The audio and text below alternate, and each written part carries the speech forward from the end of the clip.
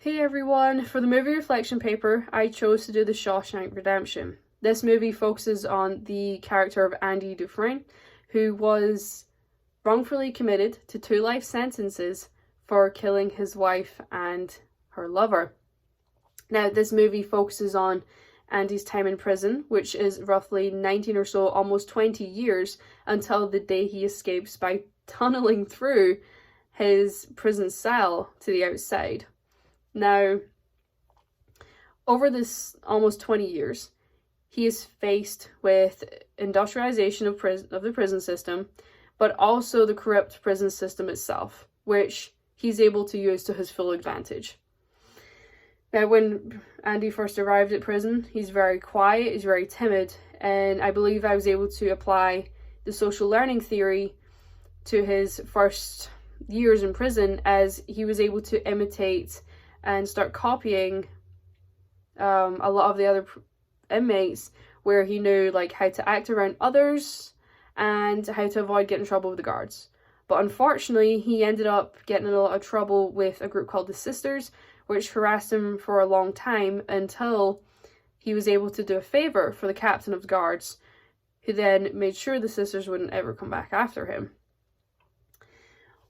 Now, I'm able to see and apply the competence environmental impress theory as well, as even though Andy does change through his time in prison, he's only able to change in a way that it suited that environment. So as he was actually be able to match with the environment, he was able to change. But in contrary to that, he actually kept a very positive attitude in the prison system. As said by Red at one point, he believes that, he just walked around the yard with no care in the world, as if he was just out in a stroll. Like, he didn't seem to be very much affected.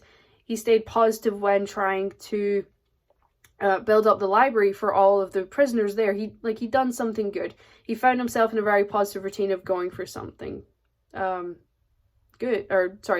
doing something good for others. Now, when it comes to the corrupt prison system, Andy was able to play this to his advantage, as he ended up doing a lot of the money and such kind of things like that for the warden, which meant that Andy was actually in full control of all of it. Every bit of money that went through Shawshank and went into the warden's pocket, as to say, actually went through Andy. So when he actually broke out of Shawshank, he was able to expose the warden, but also take his money as well. So he played it very smart from day one, where he found that he was able to use the system. He used it to his full advantage, as he was rewarded with being able to work in the library, and he improved that in every way he could.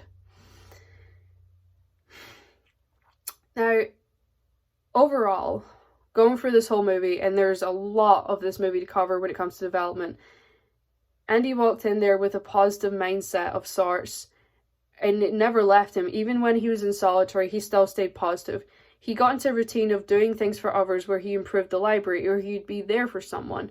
He helped another prisoner with their academics. Like, he did everything he could to keep his mind on something, a positive, set, focused, a good routine to go through.